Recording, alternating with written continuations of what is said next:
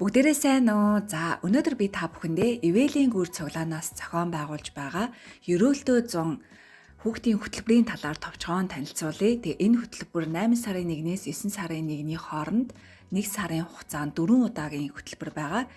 За энэ хөтөлбөрт Монгол бүжиг сурах, бай тарвагаар харуулах, хамтдаа зураг зурах гэх мэт зүйлсүүд багтсан байна. Өнөөдөр буюу 8 сарын 7-ны өдөр бид хамтдаа эхнийхээ ерөөлтөө цагийг маш амжилттай зохион байгууллаа.